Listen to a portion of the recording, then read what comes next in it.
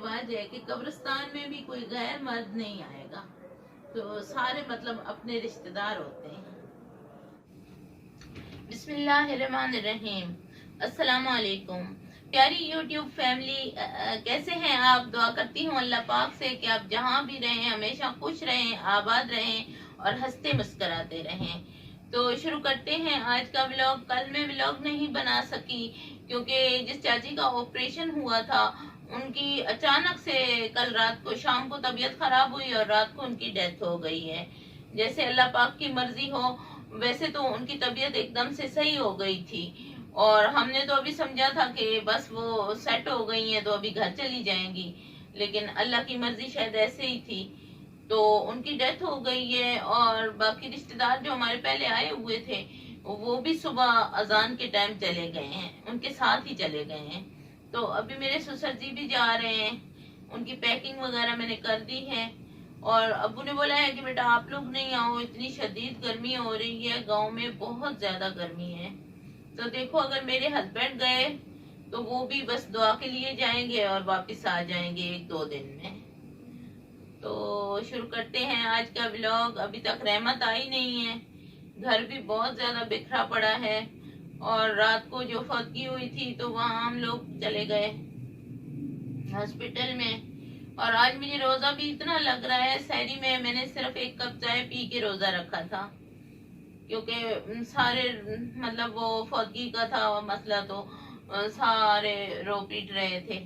उनकी बेटियां यहाँ पर 3 हैं, वो आ गई थी और फिर उनका बेटा जो है एक यहाँ पे था और 2 बेटे उनके वहां पे थे और वो भी आ गए क्योंकि हम वो लोग तो बेफिक्र हो गए थे, सारे अपने अपने घरों में चले गए थे कि बस अब चाची सही है, ऑपरेशन उनका सही हो गया था और बिल्कुल नॉर्मल थी, अच्छी खासी बातचीत करती थी। कल भी मैं मिल के आई थी दिन में उनसे, तो कल दिन में वो बिल्कुल ठीक थी, शाम में बस रजा इलाही से वो अल्लाह के पास पहुंच गई।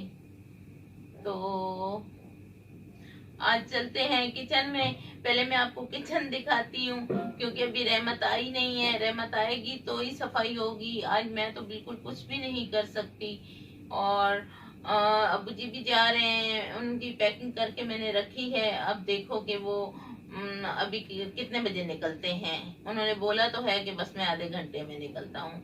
वो गाड़ी का मालूम करने के लिए गए हैं कि कौन सी गाड़ी पे जा रहे हैं, मैं आपको अभी दिखाती हूँ। जी तो ये मेरे ससुर का सामान मैंने पैक करके रखा है, वो अभी जा रहे हैं, अल्लाह पाक उनको खैर खैरियत से पहुंचाए। तो मुझे बोल रहे हैं कि बेटा तुम ईद पे आ जाना, तो ये है कि ईद इकट्ठी करेंगे वहाँ पे, लेकिन गर्मी बहुत ज़्यादा है, अब देखें कि जाएंगे या नहीं। ये मेरे किचन का हाल है, हर चीज़ बिखरी पड़ी है और रहमत आएगी तो देखा जाएगा कि कब आती है और कब साफ़ करती है। पूरा किचन मेरा गंदा हो रहा है, तो ये कमरा भी सारा मेरा बिखरा हुआ है, क्या हालत बनी हुई है, गंदा हो रहा है बहुत ज़्यादा। तो अभी चलते हैं अपने कमरे में। मैं तो बैठूंगी अपने कमरे में क्योंकि रोज़ा है और आज मुझसे कोई काम नहीं किया जा रहा।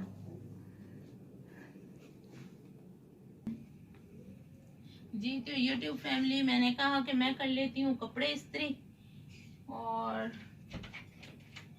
फिर अफ्तारी का करेंगे, अबू जी फिर चले जाएंगे।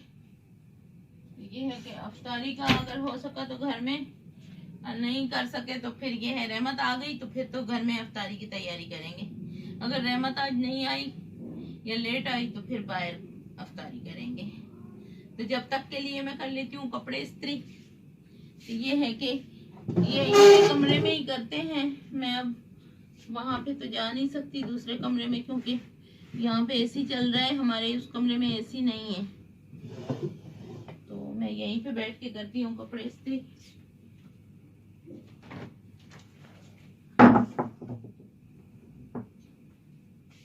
जी तो YouTube फैमिली, ये है मेरी देवरानी और ये अभी आई हैं तो इन्होंने बोला है कि भाभी आपने आज जो अफ्तारी है वो हमारे घर पे करनी है। तो अल्लाह ने मेरा सबब बना दिया है क्योंकि आज रहमत नहीं आई मासी, जो कि हमारा किचन भी अभी गंदा पड़ा है, और जो मेहमान अबू जी चले गए हैं, बाकी जो मेहमानों ने जाना था वो भी चले गए हैं। तो अबू जी उस टाइम चले गए थे तकरीबन कोई 1 घंटा पहले, तो उस टाइम मैंने वीडियो फिर बंद कर दी थी। अभी मैंने कहा जो रह गया है व्लॉग वो भी बना लेते हैं।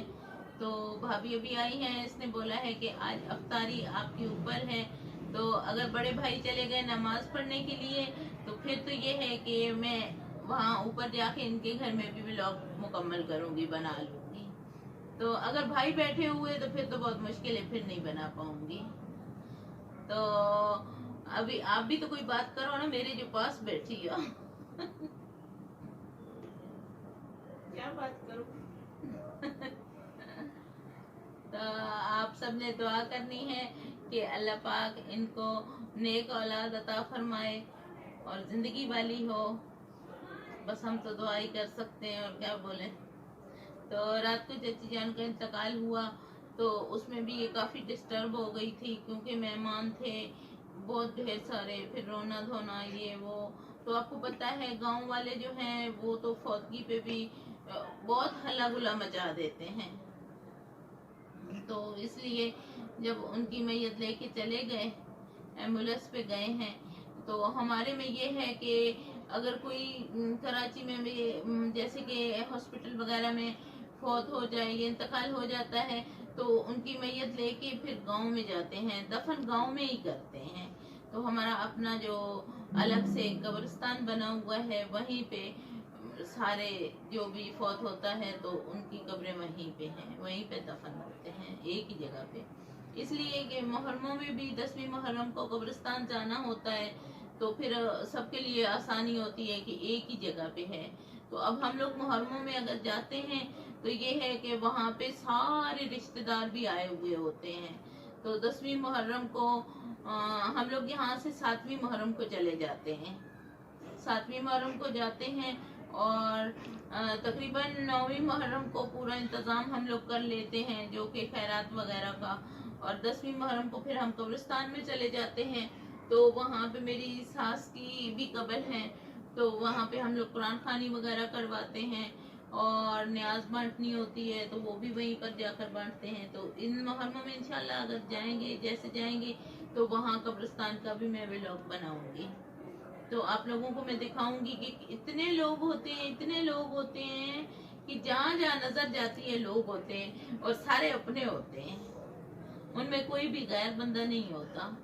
क्योंकि इनका ये इनकी जो कौम है वो अलग है, मतलब मेरे हस्बैंड जो हैं वो गैर हैं, तो इसलिए वहाँ पे इन लोगों का रिवाज है कि कब्रिस्तान में भी कोई गैर मर्द नहीं आएगा, तो सारे मतलब अपने रिश्तेदार होते हैं।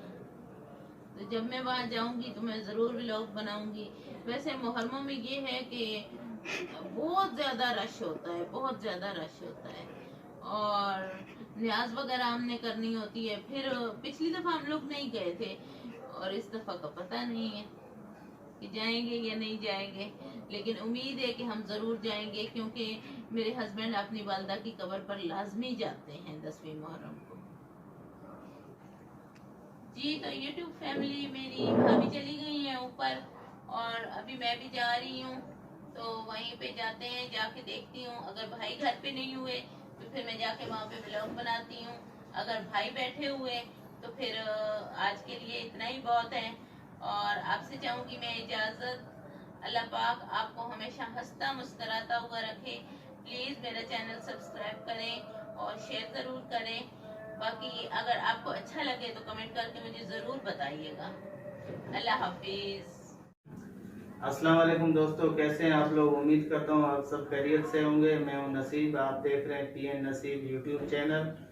और कल रात को जो है हमारी चाची का इंतकाल हो गया था, तो सुबह हमने मैयत भेजा है यहाँ से। तो मैं नहीं गया हूँ गाँव में, क्योंकि वहाँ पे बहुत सख्त गर्मी है। तो अभी 1 घंटा पहले मैंने अब्बा जी को भेजा है, बड़े भाई भी वहाँ पे हैं। तो इंशाल्लाह अब हमारी जो अफ्तारी है आज वो ऊपर भाई के घर में है।